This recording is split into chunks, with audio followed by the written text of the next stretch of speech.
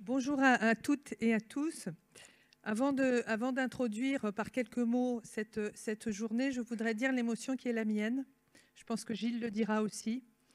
De retrouver beaucoup d'entre vous dans ces lieux mythiques, dans cette région mythique qui bien évidemment évoque, et ça a été dit très bien par Fabienne tout à l'heure, Thierry Verrette, dont vous savez combien il m'était cher. C'était à la fois mon collègue, mon ami, presque mon frère. On a construit un certain nombre de choses ensemble. Et je laisserai Gilles faire l'hommage tout à l'heure, mais je crois qu'ici, plus qu'ailleurs, sa présence nous nourrit et nourrit les pratiques des uns et des autres. Et même si Fabienne, dans quelques temps, fera autre chose, elle sera toujours là. Et elle sera toujours là aux côtés de tous ceux qui ont été des grandes figures de la protection juridique des majeurs. Donc merci beaucoup. Merci aux organisateurs, donc Fabienne bien sûr, Olivier Gaudin aussi bien sûr le CREAI de manière générale, l'Université catholique de Lille, et puis au-delà, vous tous qui êtes présents, mes collègues, juges des tutelles, qui sont présents en nombre, et je les remercie vraiment parce que parfois c'est désespérant d'aller dans des amphis ou dans des colloques dans lesquels les juges ne viennent pas. Donc merci d'avoir pris sur votre temps pour que nous puissions ensemble, à partir de cas pratiques, essayer de construire cette protection qui n'est pas que du texte, mais qui est vraiment de la pratique. Et puis, je voudrais aussi, dans ces lieux, évoquer Julien Kounowski. Il est toujours là.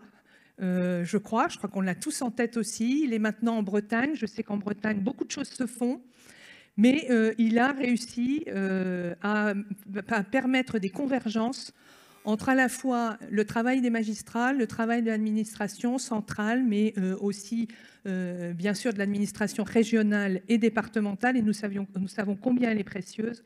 Donc il est important, je crois, de l'associer à nos travaux d'aujourd'hui.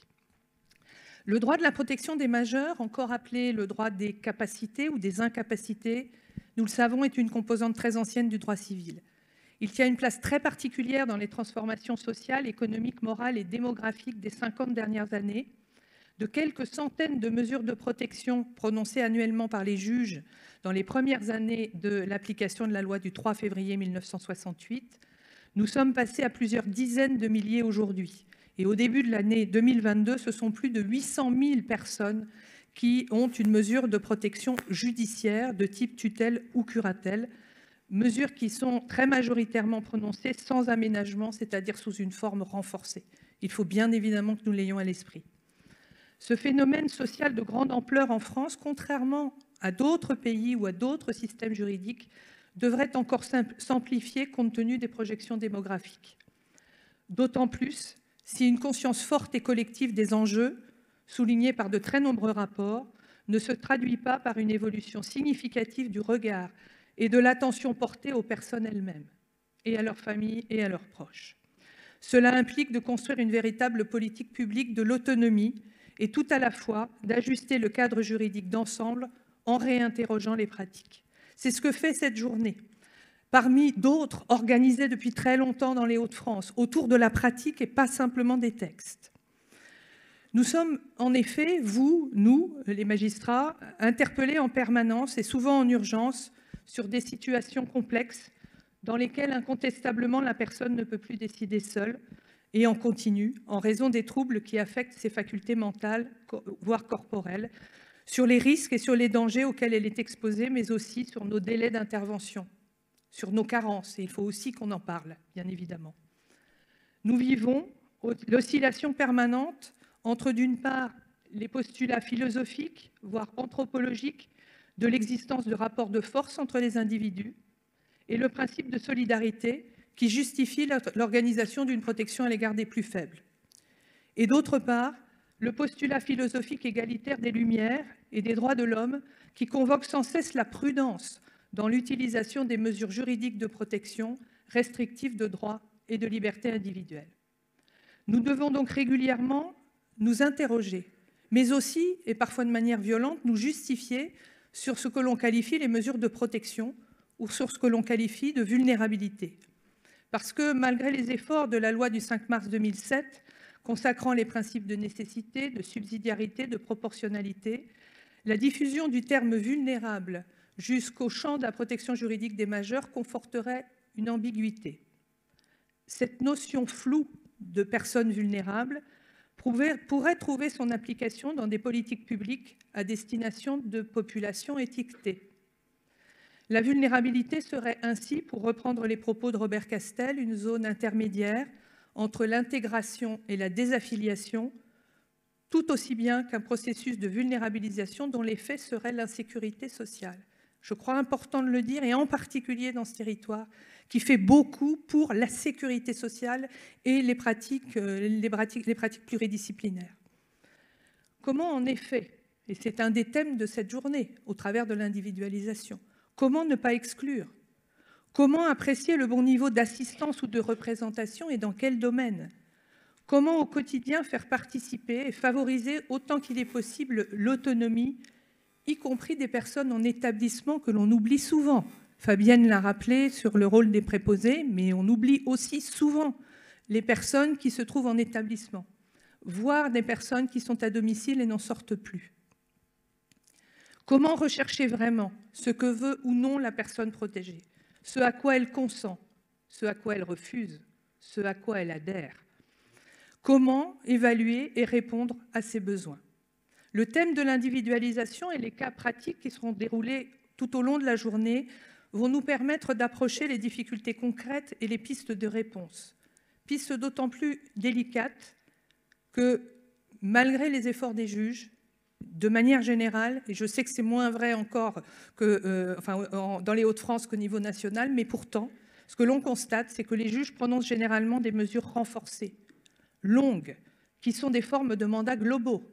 Donc ça signifie forcément que la tâche de l'individualisation repose sur les acteurs, et en particulier sur les mandataires. Par ailleurs, les familles et les autres acteurs ne travaillent pas suffisamment ensemble. Ensuite, les familles ne sont pas suffisamment soutenues, malgré les gros efforts de certains territoires, pour mettre en place des structures d'aide aux tuteurs familiaux. Et je pense en particulier, bien sûr, aux Hauts-de-France. Et je pense aussi aux associations de mandataires, aux préposés individuels, aux préposés et aux mandataires individuels qui travaillent sur ce soutien aux tuteurs familiaux. Je les en remercie. Et puis, je ne peux pas ne pas évoquer la difficulté que rencontrent aujourd'hui les mandataires judiciaires à la protection des majeurs. J'y reviendrai en fin de journée, bien sûr. Les mandataires judiciaires peinent à être reconnus dans leur mission, non seulement par les juges, par les procureurs de la République, mais par tous les acteurs. Et nous savons combien il est extrêmement difficile aujourd'hui de devoir commencer par expliquer ce qu'on fait et expliquer qu'on n'est pas le dernier recours quand tout le monde a abandonné et tout le monde a déserté. Donc je remercie les institutionnels présents et en particulier la DRETS de rester impliqués sur ces sujets en dépit des interrogations et des inquiétudes que nous pouvons avoir aujourd'hui sur le positionnement du ministère des Solidarités. Je peux aussi rappeler qu'il est très important non seulement de reconnaître cette profession, mais de la reconnaître dans ses 3 modalités d'exercice. Le mandataire judiciaire est unique, mais il décline 3 modes particuliers d'exercice. L'exercice associatif, l'exercice individuel et l'exercice d'établissement. Et je suis aussi inquiète sur l'avenir des préposés d'établissement, parce qu'il est exact qu'il n'existe pas dans les budgets des établissements. Et donc, si on ne passe pas par cette reconnaissance dans les budgets et par cette reconnaissance du métier qui suppose que la compétence soit reconnue au bon niveau de formation. Et pour la reconnaître au bon niveau de formation, cela permettra notamment aux préposés d'être reconnus non pas simplement comme un fonctionnaire comme un autre, mais vraiment comme un professionnel. Donc, merci de l'avoir dit, Fabienne, tout à l'heure. Et puis enfin, il est évidemment difficile de rechercher à individualiser des mesures lorsque l'expression de la personne n'est pas stable et fluctuante et n'est pas véritablement un consentement ou une adhésion. Et c'est d'autant plus difficile que le premier exercice qui consiste à évaluer les difficultés rencontrées par la personne est souvent le fait des proches, des travailleurs sociaux en amont, mais aussi pour rentrer dans une mesure de protection des médecins inscrits qui établissent des certificats médicaux au mieux qu'ils peuvent, mais sans toujours la formation suffisante, ni les relais suffisants auprès des professionnels. Alors, dans ce contexte, il n'est pas très étonnant que souvent, les organes de protection deviennent des prescripteurs au nom de la protection de la personne, mais sans suffisamment s'appuyer sur la personne elle-même, sur ses capacités et sur ses soutiens. Donc, je pense qu'aujourd'hui, nous allons essayer concrètement, de trouver à la fois, de cibler les interrogations, mais d'essayer de trouver des réponses en dépliant toutes les situations qui nous permettront ensuite, probablement, d'avoir cette humilité indispensable qui consiste, au-delà des textes, à avoir des questionnements permanents sur ce que la personne peut vouloir ou refuser et avoir des questionnements permanents sur nos propres pratiques, ce qui relève bien évidemment du questionnement éthique. On en reparlera tout au long de la journée. Il nous manque un acteur aujourd'hui pour parler de cette question, c'est Fabrice Xil. Je sais qu'il aurait souhaité être là, mais nous avons tous lu ses écrits et je pense que lui aussi sera une figure inspirante de la journée. Merci, je laisse la parole à Gilles.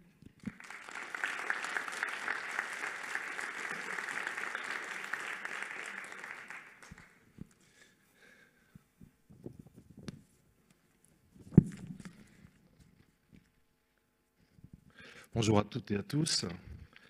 Ravi d'être ici avec vous à Lille. Ravi que cette journée soit enfin réelle.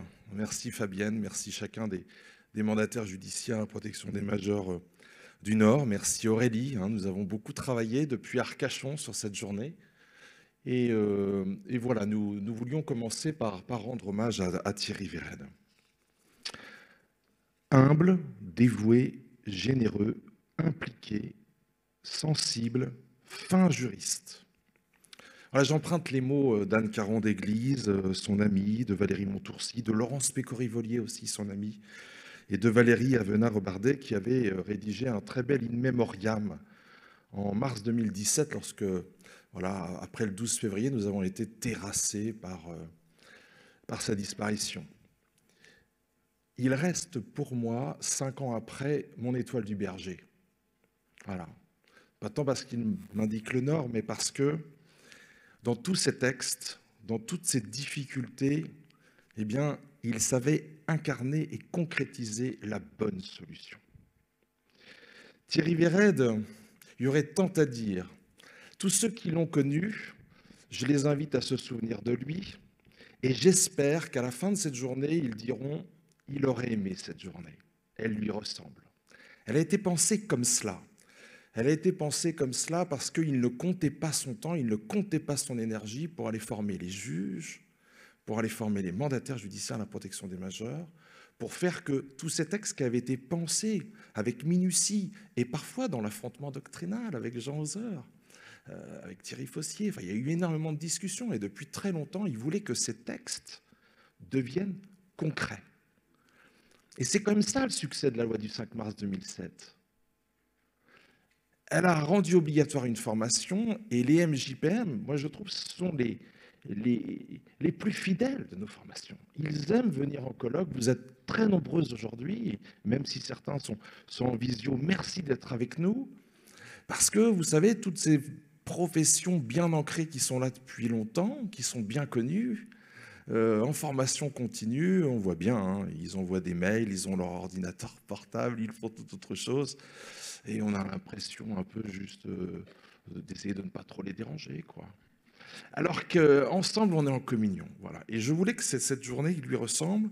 Donc, je voulais partir de votre métier, qui n'est pas assez connu, de la grande difficulté du mandat judiciaire à la protection des majeurs, à exercer ce mandat. Il disait toujours, Thierry Véred, c'est le mandat le plus complexe. Donc, tous ceux qui l'ont connu, voilà, je vous invite à se souvenir. Mais c'est pour tous les autres. Pour tous les autres, ceux qui ne l'ont pas connu ou ceux qui ne l'ont connu que par quelques écrits, qui est difficile. Qui est difficile de dépasser tel ou tel écrit pour avoir un peu conscience de ce que fut l'homme, son importance. Et on avait beau écrire et réécrire tous les sujets classiques, au bout de 200 écrits, on avait vraiment l'impression avec lui de ne pas connaître la matière. Que faire par rapport à une personne qui a le locked-in syndrome? Vous connaissez tous Scaphandre et le papillon. Voilà. Il y a un très bel arrêt de la Cour d'appel de Douai du 9 novembre 2012 sur le locked-in syndrome. Voilà, il est reproduit dans l'ouvrage qu'on va vous présenter tout à l'heure. Beaucoup de décisions qui ont été inspirantes et qui sont aujourd'hui dans la loi. Je pense à l'une de ses premières décisions en tant que juge des tutelles, quand il était juge d'instance de Saint-Omer, le 3 mai 1989, où il nous dit qu'une mère en tutelle continue à exercer l'autorité parentale quant à la personne de son enfant mineur. Aujourd'hui, c'est l'article 458 alinéa 2, et bien c'est Thierry Véred. Voilà. Il y a la question du contrat obsèque aussi, dans la loi du 23 mars 2019, on dit qu'on a déjudiciarisé la conclusion du contrat obsèque, mais on l'a d'abord validé, et Thierry Véred, le premier, l'a fait dans un arrêt de la Cour d'appel de Douai, le 16 juin 2011. Je pourrais vous parler du changement de prénom, de la carte nationale d'identité, qui a mis tant de temps à devenir avec cet arrêté du 13 mars 2017. Le représentant légal aussi, moi je me souviens à Caen, il nous avait dit, parce que qu'est-ce qu'on s'est tiré les cheveux, on ne comprenait pas.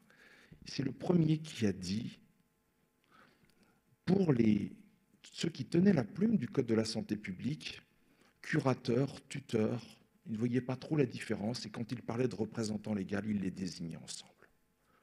Qu'est-ce que c'était reposant pour un universitaire d'avoir quelqu'un qui l'écrive, qui le dise et puis qui l'écrive, parce que sincèrement, nous tous, on n'osait pas l'écrire.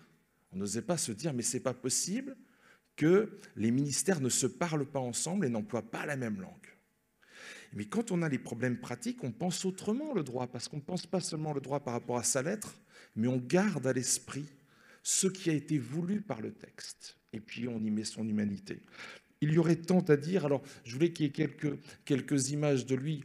C'était évidemment le président de chambre, là, tel qu'il a été installé à la cour d'appel d'Aix-en-Provence, mais à Aurélie, on avait mis quelques autres photos. C'était un flûtiste, il avait des moments de convivialité extraordinaires. Il était en communion par la musique et puis par ses conférences. Voilà. J'espère que vous irez lire Thierry Véred.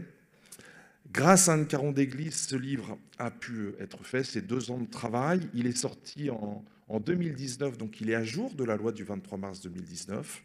Première partie, c'était les actes du colloque de Caen d'avril 2017 sur la vie privée du major protégé, avec la question du secret professionnel du MJPM. Et puis la deuxième partie, vous allez trouver ses écrits, c'est-à-dire, bien sûr, quelques beaux passages d'anthologie de la pensée juridique, mais surtout des arrêts, des jugements. Parce que nous, on accepte qu'on les commente et on se bat avec les éditeurs pour qu'on leur dise « mais notre commentaire, il n'est rien sans la décision elle-même. Lisez d'abord la décision avant de nous lire ». Et là, les éditeurs, en ce moment, ne mettent plus les décisions des juges du fond. Je regrette beaucoup. Donc, c'est pour ça qu'in extenso, vous avez les décisions. Je vois sur la donation, il a été très inspirant, même si l'avis de la Cour de cassation du 15 décembre 2021 est allé beaucoup plus loin, mais je trouve qu'il aurait aimé cet avis. Voilà, écoutez, on va essayer de peu parler, enfin en tout cas moi je vais essayer de peu parler. Le juge David Closiou disait ça va pas être facile, vous êtes assez bavard. Donc je vais essayer de peu parler. Aujourd'hui c'est la parole au mandataire. On a conçu la journée à partir de cas extrêmement difficiles. Ensuite il y aura un deuxième MJPM qui sera une sorte de discutant pour dire qu'est-ce que ça représente dans sa pratique. Je vous demande d'être extrêmement attentif aux propos de vos collègues. Ce n'est pas du tout un exercice facile. Pour moi, ça l'est de parler devant vous, mais je tremblerais à l'idée d'exercer votre métier. On ne fait pas le même métier, mais on regarde dans la même direction. Voilà, je vous remercie de votre attention.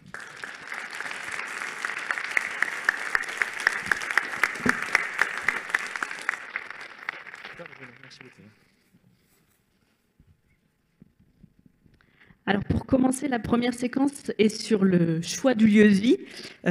Cette question qui vous préoccupe et qui vous occupe beaucoup dans vos journées en tant que MJPM ou magistrat.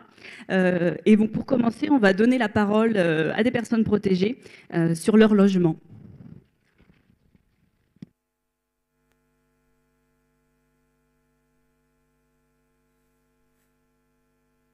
Donc, je m'appelle Christiane. Oui. Je suis sous protection juridique parce que j'ai demandé à l'assistante sociale pour que quelqu'un s'occupe de moi parce que je n'ai pas de famille. Et j'étais très malheureuse à la maison de retraite où j'étais avant par rapport à ça, justement, parce que les gens qui n'ont pas de famille, ils sont maltraités. Elle m'a changé d'établissement parce que où j'étais avant, j'étais très maltraitée par la directrice. Donc, être sous protection juridique, c'est pas la mort, hein, c'est pas... Bien au contraire, pour nous, c'est une famille. Donc, pour moi, la curatelle a le rôle surtout au niveau du budget. De dire au niveau du loyer si ça va ou pas, enfin si c'est trop cher ou si ça va, il y a un peu de laisse. Moi, normalement, je peux visiter mes logements toute seule, enfin, accompagnée de ma famille si je veux, sans que forcément la curatrice soit là. Qu'est-ce que vous pensez sur moi maintenant? Ben, vous êtes gentil, moi je vous aime bien. Et c'est grâce à vous que j'ai ma chambre. D'accord. Pour l'installation de mon logement, j'ai eu un dispositif SAVS, Service d'accompagnement à la vie sociale, de Ensemble Autrement. Et eux, ils m'ont aidé avec la curatelle à établir un budget pour les meubles. Et ils m'ont accompagné au magasin. On a fait un devis pour les meubles. J'ai attendu quelques jours pour avoir la livraison. Ils m'ont monté les meubles et ça m'a aidé à bien m'installer, à me sentir mieux dans mon logement en fait. Et je suis content.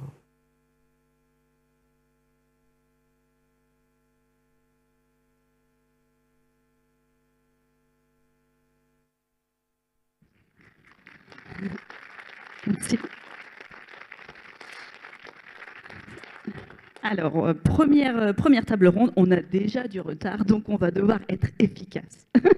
Je préviens l'Assemblée. Alors, je vais appeler, pour introduire sur la question du choix du lieu de vie, Gérard Lecormeille, sur le cadre du choix du lieu de vie. Je vous laisse la parole. Est-ce que les mandataires peuvent nous rejoindre, ceux qui vont prendre la parole? Voilà, alors quelques mots. Vous avez un document dans votre pochette. On vous a remis un document. Alors, c'est extrêmement bien présenté, mais en tout cas, sur le fond, s'il y a des lacunes, il faut venir vers moi parce que je n'ai pas tout mis. Hein. Je n'allais pas vous mettre non plus une liasse comme cela, puis on va respecter l'environnement. Mais il faut toujours partir des textes. Donc, sur la question du lieu de vie, évidemment, on va partir sur l'article 459-2 du Code civil, un texte majeur qui est dans la protection de la personne, qui s'applique quelle que soit la mesure et qui pose un principe, la personne choisit elle-même le lieu de sa résidence. Alors, on le verra, on aura l'occasion de se poser la question, est-ce que ce texte finalement est éprouvé au quotidien? Oui. Hein, il y a la question du lieu de la résidence, il y a la question de l'entourage. Parfois, l'entourage ne peut pas être aidant, pour ne pas dire pire. Donc, parfois, il peut y avoir des difficultés, et c'est là que le mandataire peut saisir le juge à l'alinéa 3 de l'article 459-2. Quand on vise la résidence, on vise la personne, son équilibre, son bien-être, comme pour nous, hein, home sweet home. Hein. C'est ça la résidence, hein, ce n'est pas le domicile. Hein. Le domicile, c'est autre chose. Le domicile, c'est pour les tiers, c'est le lieu où on paye ses dettes. C'est le lieu où on est assigné en justice. C'est pour ça qu'une personne en tutelle, article 108-3, est domiciliée chez son tuteur. Donc le domicile et la résidence sont les deux faces d'une même médaille. On n'a qu'un domicile, mais on peut avoir plusieurs lieux de vie. Généralement, on n'en a qu'un. Il y a ensuite la question du logement, avec l'article 426. Et là, l'article 426 nous oblige à voir plus large encore, puisque ce n'est pas tant les droits sur un immeuble, qu'il est habitable parce qu'il y a des meubles meublants. Donc on envisage l'aspect personnel, l'aspect patrimonial, et lorsqu'il s'agit de fermer un lieu de vie, là, il faut nécessairement aller devant le juge, avec toute la difficulté de l'article 426 sur la disposition du logement qui peut se faire parfois lorsque la personne n'y vit plus depuis longtemps, puisqu'elle a changé de résidence. Voilà, donc ce sont quelques textes, mais ce sont vous, hein, monsieur le juge, mesdames les mandataires judiciaires à la protection des majeurs, qui donnez vie à ce texte et qui individualisez ce texte. Et donc, à vous la parole. Fabienne, c'est toi qui commence. Bien, alors moi, je voudrais vous parler d'une personne qui bénéficie d'une mesure de curatelle renforcée, qui rentrait en établissement placé par les services sociaux, puisqu'elle vivait dans un logement insalubre, et elle était atteinte du syndrome de Diogène. Donc elle est rentrée dans cet établissement. J'ai été nommée ensuite pour assurer sa protection juridique. Et on s'est retrouvé dans un conflit entre le règlement de l'établissement, les mesures de sécurité liées à l'établissement, et le syndrome de Diogène de cette dame qui sortait et qui revenait régulièrement avec des petits achats achetés partout, à un tel point que sa chambre était devenue...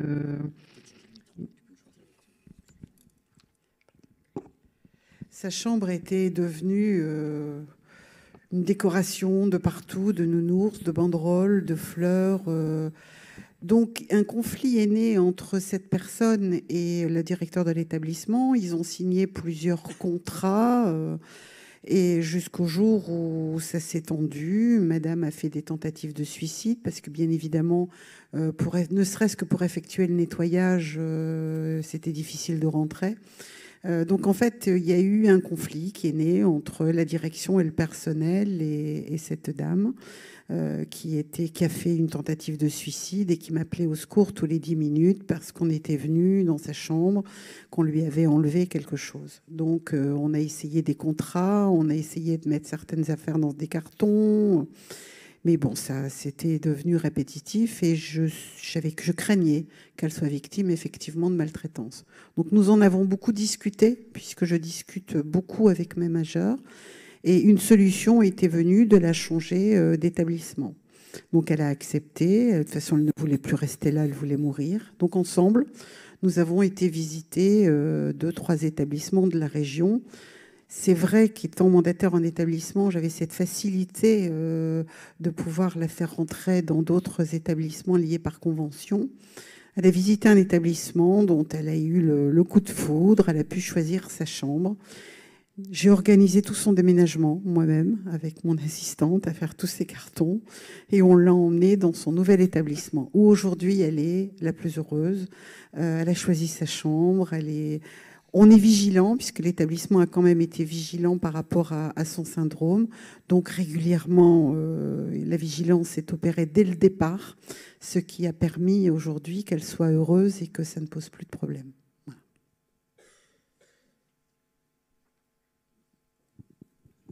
Merci Fabienne. Est-ce qu'il y a un mandataire qui veut rebondir pour dire par rapport à sa pratique si ça évoque quelque chose pour lui ?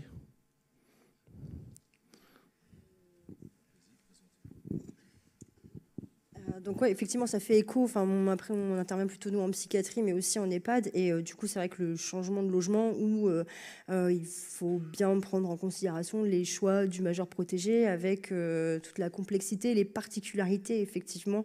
Enfin, je sais que par exemple en psychiatrie, il va se poser la question du logement très très neuf ou un peu moins neuf. Où voilà, on va essayer d'adapter un maximum finalement par rapport au profil du majeur protégé. Mais c'est vrai que ça fait écho et on est parfois un peu réticent finalement. Bon, ça fait des démarches, mais non, c'est le majeur protégé et on se doit de l'accompagner finalement pour son bien-être, voilà. Et comme tu dis, je pense que ta majeur protégée s'est de nouveau épanouie finalement avec un changement d'établissement. Il ne faut parfois pas grand-chose pour que ça se passe bien. L'avantage de la proximité.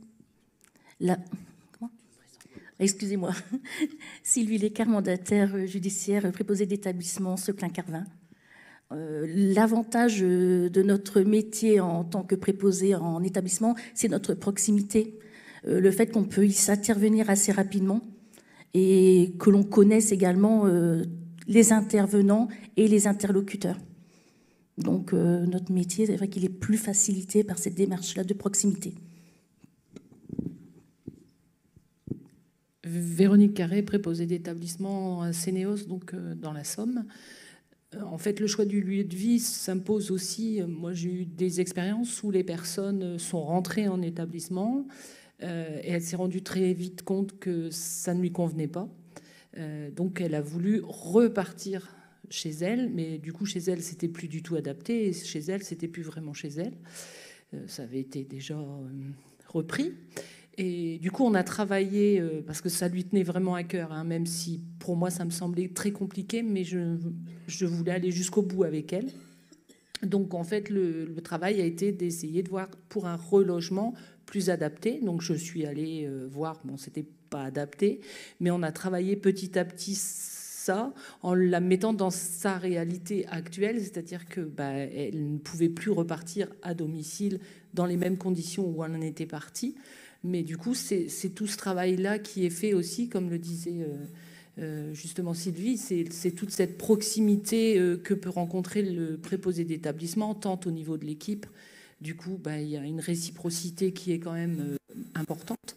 Et du coup, on travaille au plus près de la personne pour son choix du lieu de vie, notamment, qui est quand même la plupart, vous avez dû tous le rencontrer, on va dire 90% des personnes qui sont en EHPAD ne veulent pas rentrer en EHPAD. Mais malheureusement, force est de constater que parfois, il n'y a pas vraiment beaucoup de choix. C'est essayer de travailler au mieux cette intégration en EHPAD.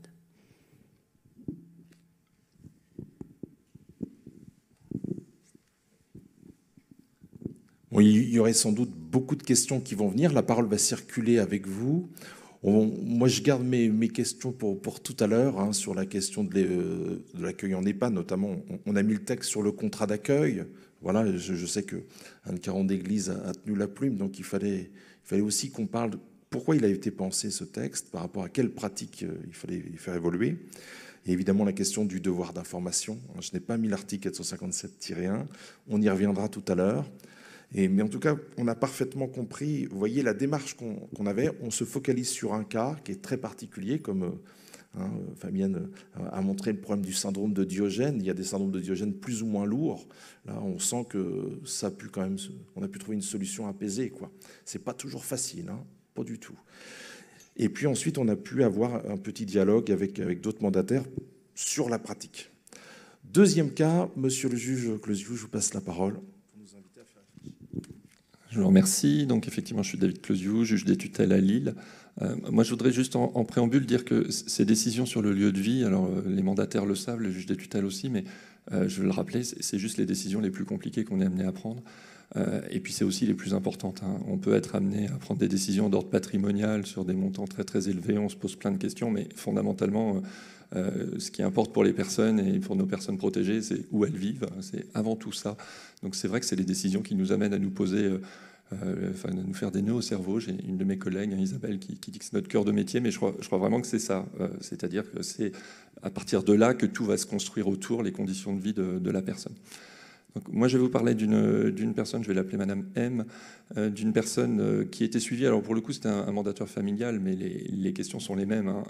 Je crois que autour de cette question du lieu de vie. Donc, c'était une personne qui avait été placée sous mesure de tutelle en 2012 sur quelque chose d'assez classique, hein, un maintien à domicile devenu compliqué, une hospitalisation, un retour à domicile qui n'apparaissait plus possible, et une démence mixte, hein, et donc elle a été placée en établissement, et en même temps, c'est souvent ce qui se passe aussi, elle a été placée sous mesure de tutelle avec une ordonnance de non-audition qui avait été rendue au moment où la mesure se mettait en place, qui montrait bien que la démence était déjà bien avancée. Et donc, il n'y avait pas de famille, et la seule personne, le seul proche, qui était celui qui a été désigné en qualité de tuteur, était un ami dont la relation était mal définie. C'était un peu une génération où il y avait des choses qu'on ne pouvait pas dire, donc c'était un peu l'ami de cœur, voilà, il se présentait comme ça. Manifestement, il n'y avait pas de concubinage, mais il se voyait énormément, et donc c'est lui qui avait été désigné en qualité de tuteur. Et donc moi, j'arrive quelques années plus tard dans le cabinet, en 2015, donc 3 ans après cette admission en EHPAD, 3 ans après ce placement sous mesure de tutelle, ce tuteur vient me voir, enfin m'écrit, en m'indiquant qu'il veut me saisir de la question du lieu de vie, puisque son ami, il souhaite en tout cas que son ami retourne au domicile. Donc on était sur une personne qui avait 85 ans, qui était vieillissante, dont l'état de santé était fragile. Et lui, ce qu'il indique, c'est que dans son esprit, l'accueil en EHPAD a toujours été quelque chose de provisoire, et que c'était le temps de remettre aux normes, de réaménager le logement pour permettre le retour à domicile. Bon, ça avait pris 3 ans, mais il estimait que ça y est, le logement permettait de l'accueillir dans de bonnes conditions. Il expliquait que si le retour était accepté, lui-même irait vivre avec elle, et donc il serait l'aidant principal au domicile, qui mettrait en place un plan d'aide. Et s'il me saisissait, c'est parce que forcément il en avait parlé avec les professionnels de l'EHPAD et qu'eux n'y étaient pas du tout favorables.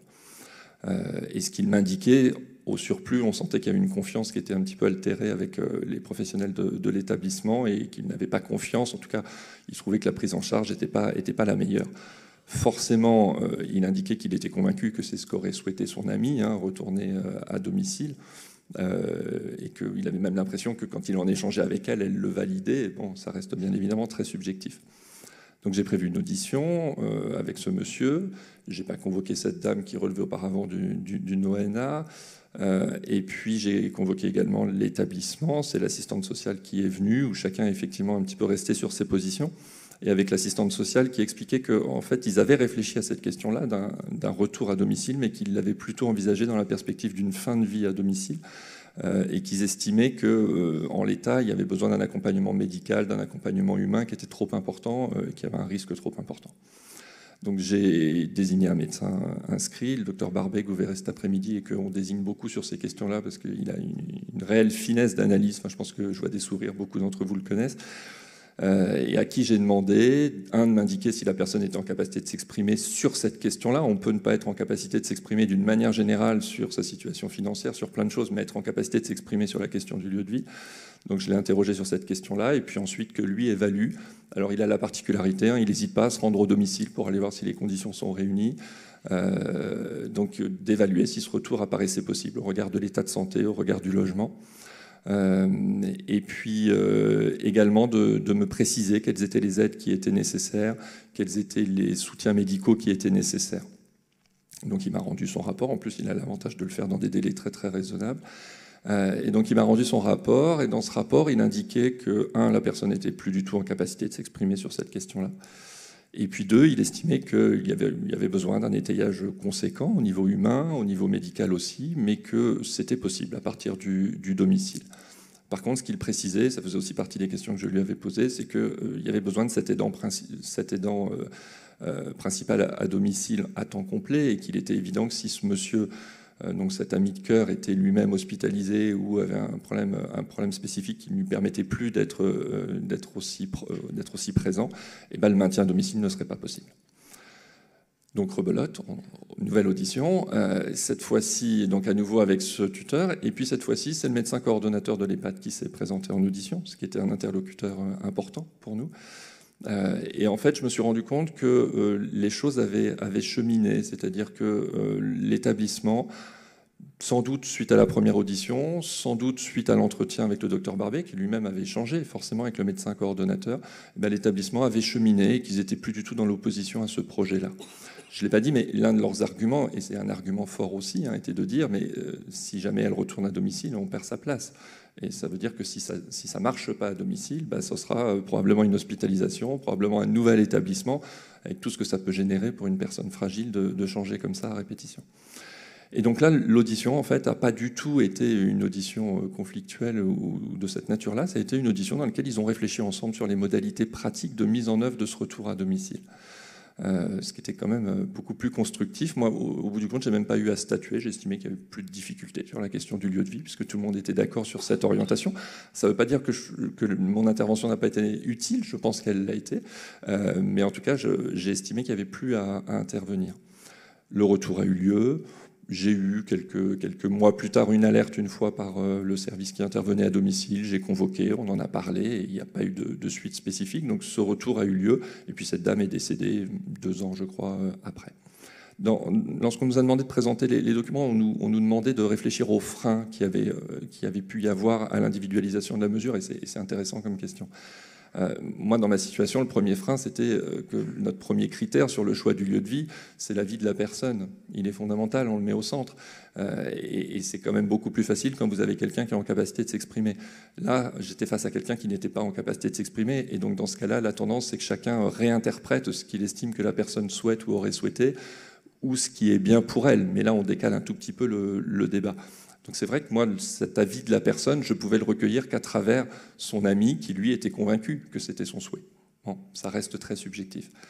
Le deuxième frein sur lequel je voulais revenir, c'est il y avait, je pense peut-être inconsciemment, mais une certaine ambiguïté sur la relation entre ces deux personnes aussi. C'est-à-dire que je suis à peu près convaincu que si cet ami avait été son mari, par exemple, la question, on ne l'aurait pas posée de la même manière. Voilà. Alors ça, c'est sans doute assez inconscient, hein, mais je pense que c'est une réalité malgré tout. Je jette juste un coup d'œil. Oui, ensuite, je pense qu'il y avait aussi l'idée que c'était un projet un peu inhabituel, c'est-à-dire quelqu'un qui est accueilli en établissement et pour lequel, dans les mois qui suivent, on envisage un retour à domicile. Ça peut arriver, effectivement, quelqu'un qui a été très confus au moment d'une hospitalisation, qui va mieux et qui récupère. Là, on était 3 ans plus tard et sur une personne dont l'état de santé s'était dégradé.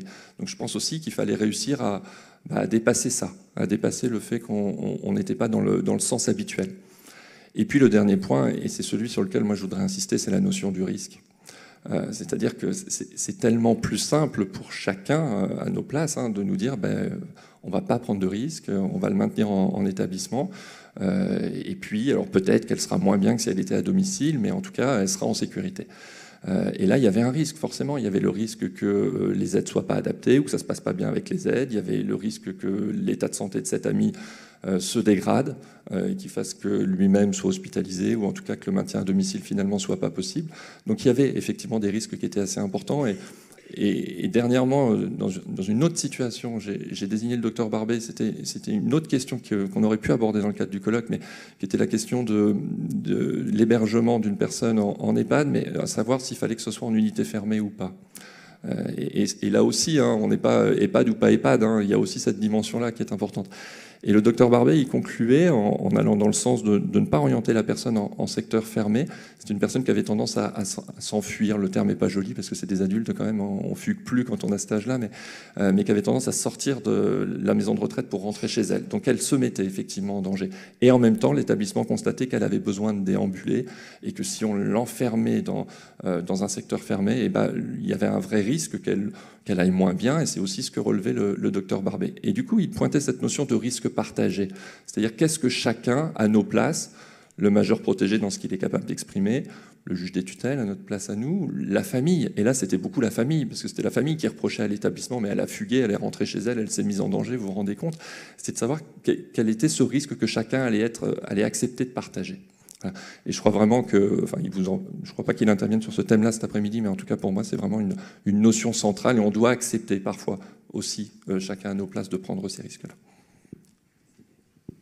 Très bien. Oui, en effet, il n'y a pas de liberté sans responsabilité. On l'enseigne d'habitude dans les facultés de droit, nous sommes dans une, mais pour nous-mêmes. Ce qui est difficile, c'est d'appréhender la liberté et la responsabilité lorsqu'on exerce une mission de protection juridique pour autrui, quoi. Voilà. Il y aurait tant à dire, mais la parole est à vous. Est-ce qu'un mandataire judiciaire à protection des majeurs veut rebondir sur la situation qu'a exposée le juge Closiou? Non? On passe à votre situation. Chère Sandra, c'est à vous. Merci beaucoup. Donc, je me présente, Sandra Boisard, je suis mandataire judiciaire individuel sur le département de la Somme.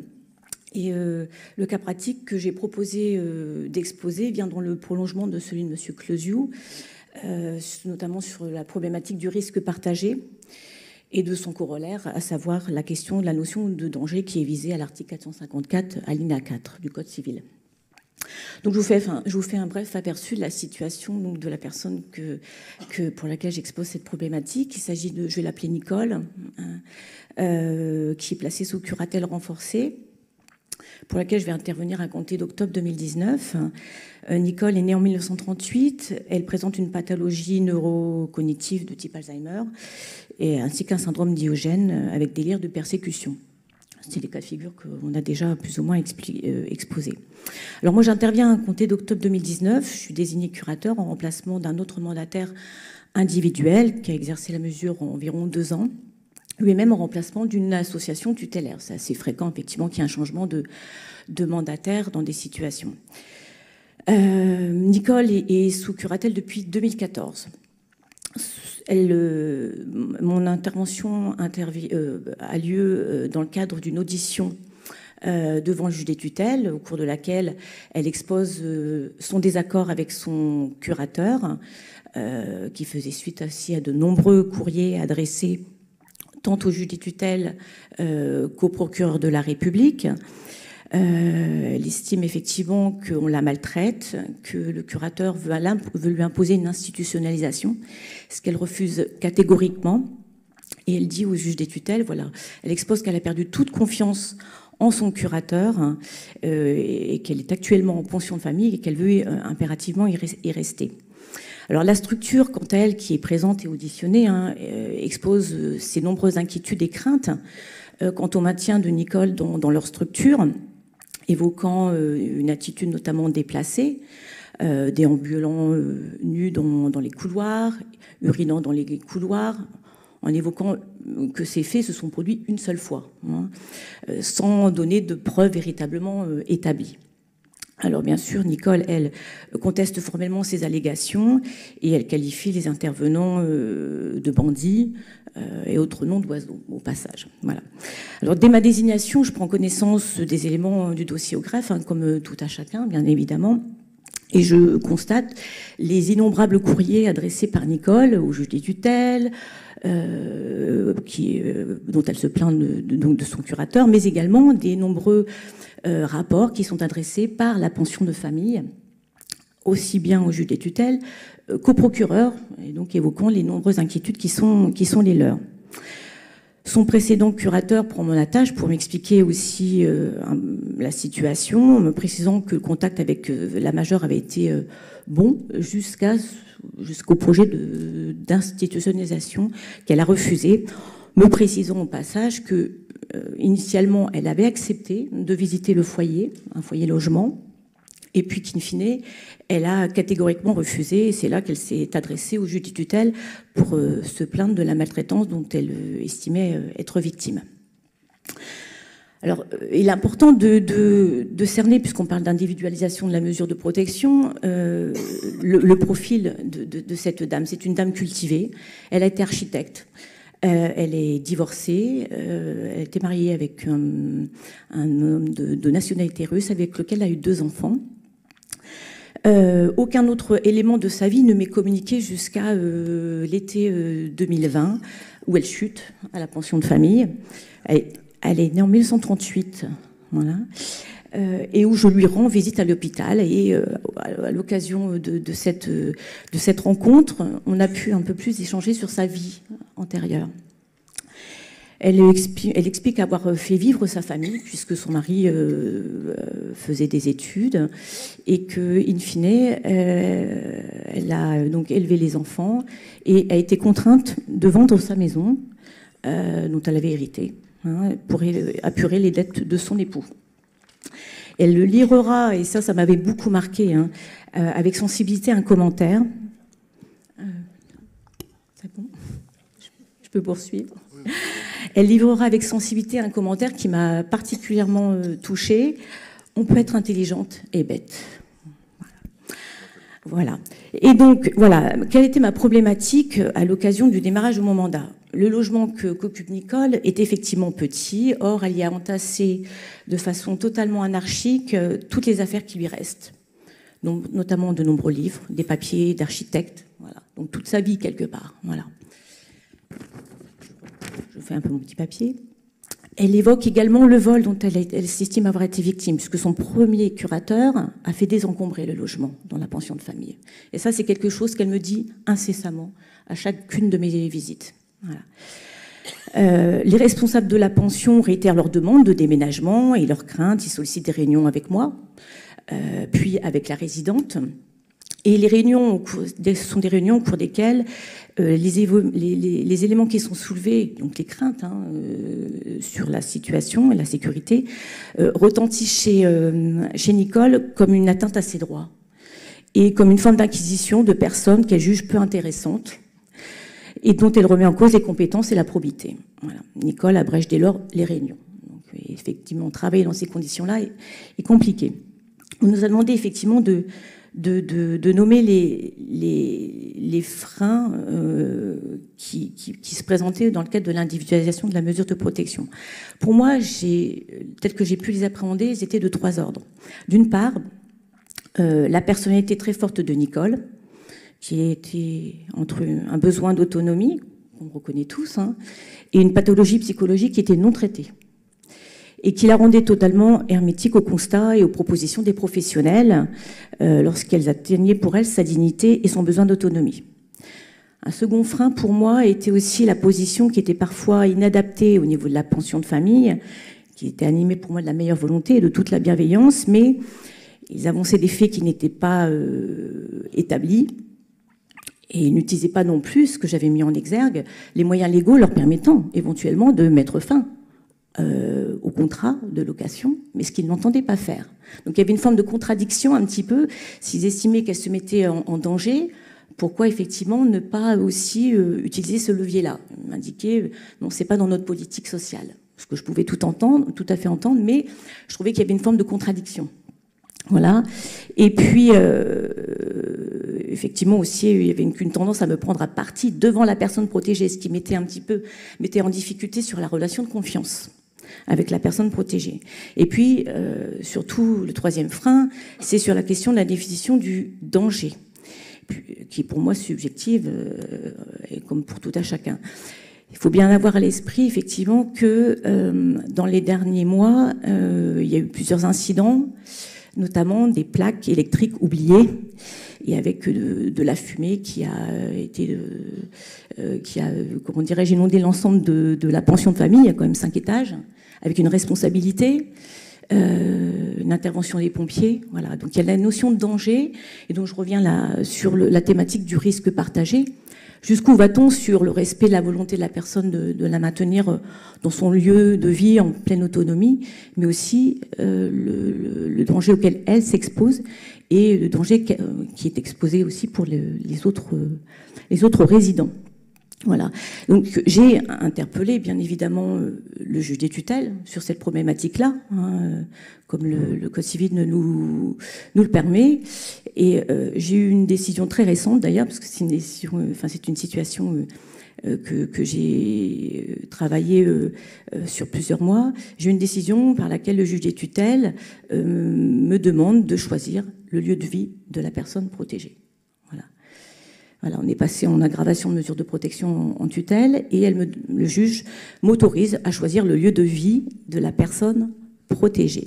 Alors, je vous avoue que quand j'ai reçu cette décision, je me suis dit, mon Dieu, comment vais-je pouvoir mettre en application cette décision, outre la relation de confiance avec la personne protégée qui va nécessairement être entamée et même voire impossible, comment vais-je pouvoir contraindre la personne à rentrer en institution. Voilà. Je vous invite à la réflexion là-dessus. Voilà. Très bien.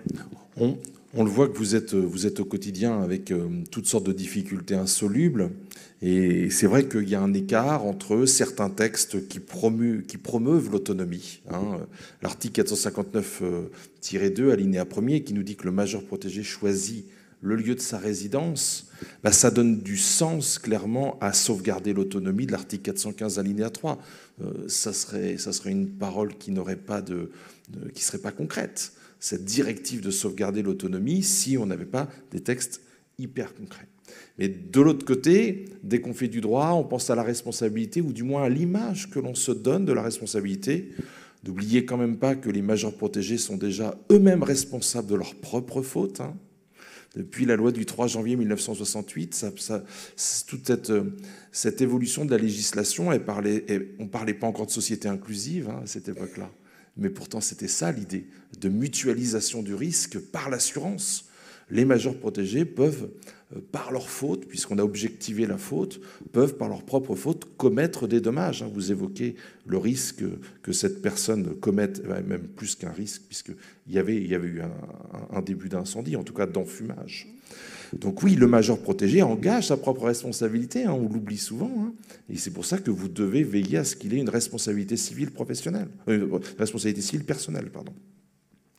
Il y a votre propre responsabilité, il y a celle de l'État du fait peut-être d'une négligence d'un juge, c'est envisagé par la loi, donc on arrive à une responsabilité partagée. C'est intéressant, risque partagé, responsabilité partagée. Malheureusement, on n'a pas beaucoup de jurisprudence pour pouvoir dire comment ça se passe, tout cela. Comment, in fine, on va retenir la part contributive de chacun. Parce que les assureurs, entre eux, à la fin, qu'est-ce qu'ils font? Ils transigent. Donc, on reste sur notre fin, on reste sur cette nébuleuse, je risque d'engager ma responsabilité, et au nom de ce risque d'engager la responsabilité, souvent, on referme, on étouffe parfois même la demande d'autonomie. Donc, il faut, je vais vous passer la parole, mais ce qui me paraissait important, et il faudra ici qu'on en discute ensemble, c'est comment on évalue l'autonomie. Évidemment, on ne peut pas l'évaluer seul, et ce risque, et c'est pour ça que je pense qu'il faut de la pluridisciplinarité sur des points comme cela, et quand on prend des solutions qui peuvent parfois être contraintes, il faut réinterroger ces systèmes très régulièrement. Merci. Je vais juste dire 2 mots. Oui, c'est effectivement le risque partagé, mais pour que le risque partagé, je trouve que, enfin, pour qu'il soit vraiment partagé, je trouve que ce qui a été mis en lumière, c'est vraiment le positionnement du juge. Puisque dans une situation, notre collègue nous dit très clairement combien il a fait de rendez-vous, et plusieurs fois, pour qu'au final, ils ne prennent pas de décision, ce qui veut dire qu'en termes statistiques, c'est 0. Ce qui veut dire que quand il faudra qu'il justifie de son activité, son président lui dira oui, mais enfin, vous n'avez que tant de dossiers, etc. Donc ça, c'est un vrai sujet, parce qu'il faut que le juge se rende disponible, même si ça n'entre pas, c'est invisible dans son activité. Et par ailleurs, ce que vous dites, madame, sur la difficulté par rapport à ce que vous demande votre juge, sans doute très occupé, peut-être que c'est un magistrat placé, je ne sais pas, enfin qui n'a pas le temps, je n'en sais rien, mais on entend bien que la décision qui arrive au bout d'un certain temps, si j'ai bien entendu ce que vous dites, c'est une décision qui vous renvoie la balle en vous demandant de prendre une décision sur la difficulté, ce qui là me semble quand même poser problème. Donc là, on voit bien l'impératif de devoir faire remonter les informations auprès du juge et de devoir mettre en place ensemble avec le juge, avec le cabinet du juge, des solutions pour à certains moments entendre tout le monde, pour que le juge voit les différentes solutions possibles et aide à la conciliation. Parce que ce que vous avez expliqué, c'est que c'est vous qui quand même avez aidé à ce qu'une solution soit trouvée, qu'on explore des pistes, et il me semble que le mandataire a été soutenu dans sa démarche. Alors que ce que j'entends dans ce que vous dites, c'est que finalement, vous vous retrouvez à nouveau avec le problème. C'est vrai que dans ce cas de figure-là, c'est une situation très complexe à plusieurs niveaux. Là, j'ai évoqué uniquement le choix la problématique du lieu de vie. Bien sûr, avec la pension de famille, un certain nombre d'actes avaient été mis en place, à savoir les plaques électriques ont été éteinte, condamnée. J'ai mis en place la télé-alarme, plus d'aide à domicile pour veiller à ce que la personne soit régulièrement vue. J'ai loué aussi un garde-meuble. On a désencombré encore le logement, tout en veillant à associer la personne protégée à désencombrer. Et donc ça avait permis quand même d'améliorer la situation, mais reste que cette problématique, effectivement... parce qu'il y avait un four, c'est un mini-four qui avait commencé un peu à prendre feu, et la majeure protégée qui était dans son logement n'a pas entendu l'alarme. Voilà, donc c'est ce qui a été mis en exergue. Et moi, j'ai fait donc mon rapport au juge des tutelles, la pension de famille, et ont aussi saisi le parquet à côté. Donc voilà, moi, c'est vrai que j'ai saisi le juge des tutelles. J'avais déjà saisi l'année dernière sur une autre problématique, mais c'était du ressort patrimonial. Escomptant une audition pour qu'on puisse essayer de construire ensemble une solution, parce que j'ai pleinement conscience que ma relation avec la personne protégée, qui est déjà compliquée lorsque je lui donne des informations sur sa situation, notamment récemment, elle est passée curatelle en tutelle, c'est une atteinte à sa dignité. Voilà, je lui ai rappelé en début de semaine pour lui demander comment elle allait, parce que je pense que ça l'a perturbée. Elle a erré pendant 4 heures dans la ville. Ça ira mieux quand vous ne serez plus là. Voilà. Donc imaginez, sur le versant du lieu de vie qui est fondamental pour elle, comment vais-je pouvoir... J'avais essayé de construire, bien sûr, en amont avec elle. Je vous accompagnerai dans les établissements. Elle était d'accord, puis au dernier moment, non. C'est hors de question que j'aille visiter quelques structures que ce soit. Je suis très bien ici, j'ai ma place, mais vous m'embêtez tous, vous me maltraitez tous. Voilà, donc... Et comme il y a, au niveau du suivi médical, c'est une dame, pareil, qui est un médecin traitant, mais médecin traitant qui a été désigné par l'ordre des médecins. Donc, elle a un petit peu épuisé tous les ressorts d'un point de vue médical. Donc voilà, moi je me pose la question, concrètement, je peux déposer des dossiers, bien sûr, mais dans les dossiers, on nous indique est-ce que la personne est consentante ou pas. En l'occurrence, non, je sais qu'elle ne l'est pas. Et comment vais-je pouvoir, concrètement, appliquer cette décision, voilà, sans faire à nouveau un rapport de situation et expliquant à nouveau les difficultés. Mais c'est vrai que je m'attendais davantage à une audition au cours desquelles on pourrait exposer les choses. Voilà, et on pourrait peut-être doucement aboutir. Mais voilà.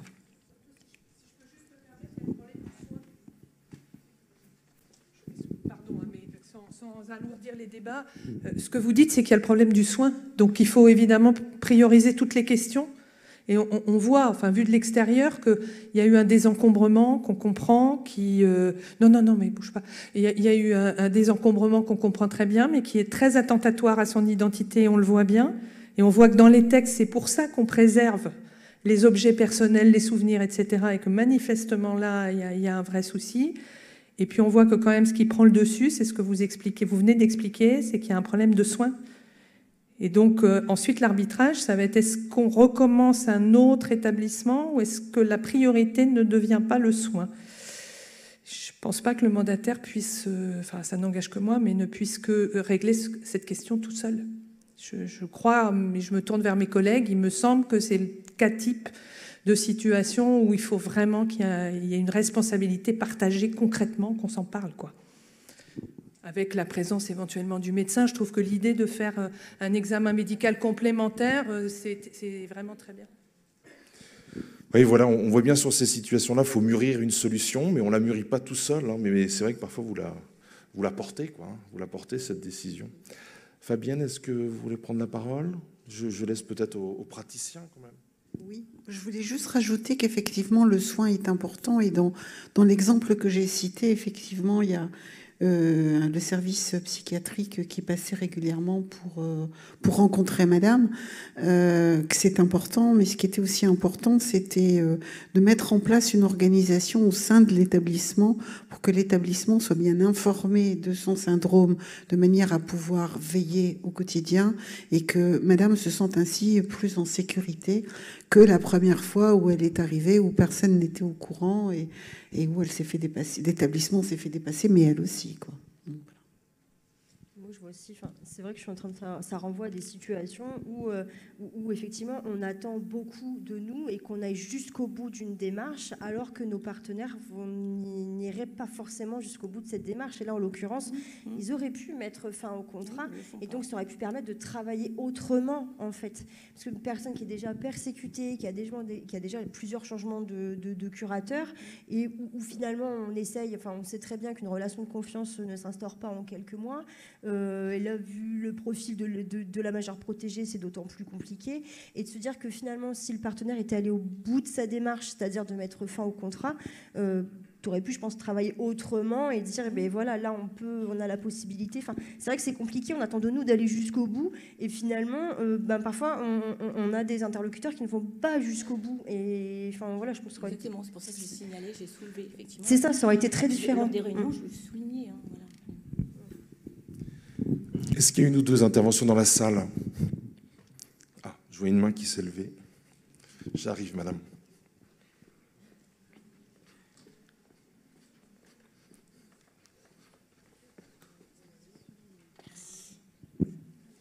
Bonjour, moi je suis Sophie-Céline Montier-Croulard, je suis MJPMI dans le 95 et je vais rebondir sur quelque chose par rapport à cet accompagnement. Moi j'ai sollicité dans une problématique quasi identique le juge des tutelles qui m'a répondu qu'après cette tournée vers son référent qualité du tribunal, j'étais là pour lui faciliter la vie et pour prendre une décision seule.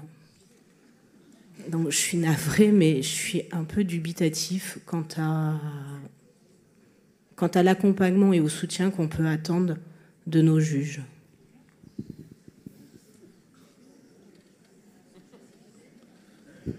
Est-ce qu'il y a une autre intervention, madame? Ah, c'est bien, il y a un dialogue qui s'instaure, vous êtes... Bonjour, je m'appelle Isabelle Facon, je suis juge des tutelles à Lille. Alors, je ne suis pas référent qualité à Lille et on n'en a pas. Je regrette d'entendre ce que vous dites et puis votre désarroi. C'est sans doute pas facile pour vous et c'est pas facile non plus pour le juge des tutelles. Je voudrais rebondir sur le cas qui nous a été présenté. Je relève que, madame, vous accompagnez une personne en curatelle renforcée. Je dois vous dire que cette question, on se l'est posée. Est-ce qu'on peut statuer sur le choix de lieu de vie en matière de curatelle renforcée? La Cour d'appel de Douai, lorsqu'elle était présidée par Thierry Vérel, nous a répondu que oui, puisqu'on a pu tenter de statuer et obtenir des réponses. Mais quand le juge statue sur une difficulté du choix de lieu de vie, on s'attend bien évidemment à ce qu'il fixe un lieu de vie. Dans l'hypothèse que vous présentez, vous ne proposez pas d'autres situations. Alors, je ne sais pas comment était rédigé votre dispositif, on n'est là ni pour défendre personne, encore que si j'ai presque envie de défendre mon collègue qui a dû se faire des nœuds au cerveau sur votre situation qui est difficile. Mais si on n'a pas d'alternative, c'est difficile de la fixer. Alors peut-être qu'il est tout à fait regrettable que la pension de famille ne prenne pas ces dispositions en vous mettant la pression, parce qu'elle peut tout à fait, effectivement, comme disait Mme Gournier, mettre fin au contrat, ce qui vous permet de travailler autre chose, de faire des propositions. Et peut-être que le sens de la décision du collègue, c'était de dire ce ne sera donc plus la pension de famille, ce n'était pas forcément à lui de le dire, mais sans doute plus à la pension de famille, et en l'absence d'autres propositions, de vous inviter à les définir. Alors une audition était évidemment nécessaire, elle est d'ailleurs en protection de la personne nécessaire, est prévue par la loi, et ça permet effectivement d'avancer. Dans certains cas, comme présenté par David Closiou, de constater qu'il n'y a plus de difficultés. Dans ce cas, souvent, on rend une ordonnance quand même pour faire un bâton dans nos statistiques, pour dire qu'il n'y en a plus. Mais en tout cas, votre situation, elle est éminemment complexe. C'est notre cœur de métier, ça c'est sûr, la protection de la personne, le choix de lieu de vie. Mais on se trompe, on rend parfois de mauvaises décisions et la suivante, ce cheminement nous permet à la situation suivante aussi d'avancer et de progresser parce que parfois, avec la réflexion, avec le temps, avec l'expérience et le retour que vous ferez dans vos notes de situation, le juge pourra se rendre compte de comment on aurait pu aborder différemment. Il n'y a pas forcément d'échec ou de raté. Une mesure de protection, elle vit, elle chemine. Il y a des moments où tout paraît catastrophique, apocalyptique, et en fait, avec le temps, avec le cheminement, on se rend compte que les choses peuvent rebondir et à un moment donné ne plus être aussi compromises qu'elles auraient pu l'être.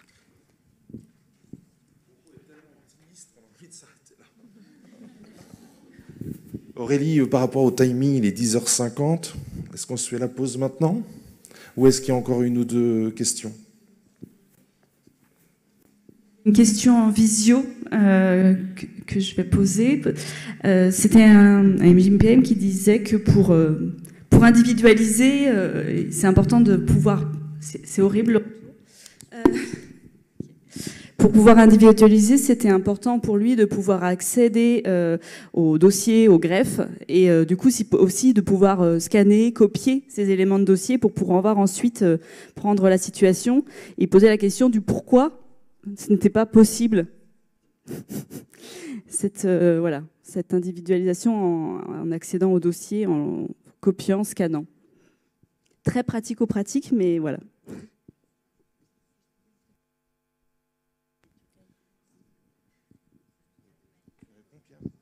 Tu réponds?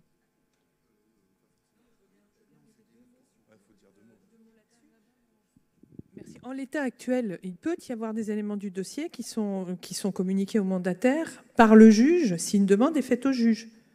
Toute la difficulté de savoir s'il faut aller plus loin dans les textes et permettre en fait la remise du dossier ou d'une partie du dossier au mandataire judiciaire. Pour l'instant, ça n'est pas prévu par les textes. Je ne sais pas ce que font mes collègues dans la transmission des éléments de fond du dossier. Si par exemple, avec le jugement ou avec l'ordonnance, s'il y a une désignation d'un mandataire dans le cadre d'une sauvegarde, est remis le certificat médical, voire éventuellement la requête initiale. Je crois savoir que majoritairement, peut-être pas ici, mais majoritairement, ces documents ne sont pas remis. De surcroît, la décision est tramée, c'est-à-dire qu'on a les trames tutis et il n'y a pas énormément d'éléments dans la décision elle-même. Donc c'est vrai que ça rend les choses compliquées pour individualiser la mesure. Mais pour autant, après, ce sont des pratiques de juge. C'est-à-dire, est-ce que les juges donnent des éléments à la demande de mandataire? Certains le font, et je pense qu'il faut le faire, parce que le mandataire, je vais utiliser une expression qui ne fait pas consensus chez tous les mandataires, mais est un auxiliaire de justice. Donc évidemment qu'il faut qu'il ait des éléments pour pouvoir ensuite travailler. Je pense effectivement qu'il y a des pratiques qui sont très très différentes. Nous, c'est une question sur laquelle on a réfléchi. Le texte dit bien sûr la consultation du dossier ne pose pas de difficulté. La communication des pièces, je crois que le texte est sur justification d'un intérêt légitime. Hein. Donc, alors c'est vrai que ça va dépendre des pièces du dossier. Donc nous, pour qu'on accorde la copie d'une pièce, il va falloir qu'on nous explique qu'est-ce qui fait que dans ce dossier précis, on ne va pas l'accorder systématiquement, qu'est-ce qui fait que dans ce dossier précis, ça a un intérêt. On a une vigilance sur la question des certificats médicaux, notamment parce qu'on sait que c'est complexe ce qui est expliqué dans les certificats médicaux et que la prise de notes dans les conditions au greffe pour prendre connaissance du dossier ne sera pas forcément fidèle. Donc si le certificat médical est complexe et qu'on nous l'explique et qu'on nous le demande, on peut l'accorder, mais ça ne va pas être un principe systématique. On croit avoir compris que dans d'autres juridictions, c'est plus ouvert que ça ne l'est à notre niveau, mais en tout cas, il y a une réflexion au cas par cas. Karine Maillet, mandataire individuel en Gironde et Lot-et-Garonne. Moi, je voulais juste venir préciser que moi, dans un maintien à domicile, j'ai pu garder la personne à domicile pendant 6 ans grâce au médecin traitant qui a fait partie entièrement de l'équipe pluridisciplinaire avec les aides à domicile. Et c'est grâce à lui, parce que la personne avait vraiment un lien très fort avec son médecin traitant. Jusqu'au bout, on a réussi, parce qu'il était là. Et même si c'était une personne qui n'avait pas forcément toute sa tête et donc son choix dans son lieu de vie, c'est grâce au médecin traitant, en fait, qu'on a réussi à faire ça. Donc le soin est très important aussi. Allez-y, ouais. Ouais. Merci. Oui, à mon tour. Alors, beaucoup moins sérieusement, j'ai quelques dessins à vous montrer, ce que j'ai entendu ce matin. Alors, il y a certains dessins que j'avais déjà faits, mais qui, comme ils étaient parfaitement adaptés, je les ai ressortis, puis d'autres que j'ai faits aujourd'hui. Alors, le premier, le voilà.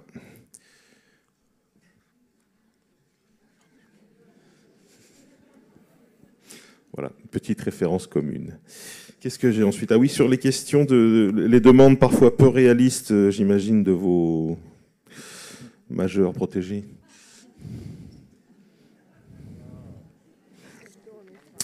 Qu'est-ce que j'ai? Alors, un peu moins joli, j'ai un dessin sur cette question du syndrome de Diogène, là.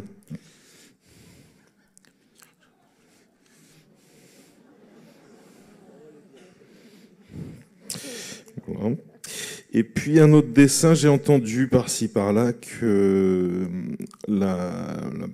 les protections des majeurs, c'était du sur-mesure. Pourquoi j'arrive pas? Je sais pas pourquoi. Bon, voilà, c'est tout pour moi. À tout à l'heure.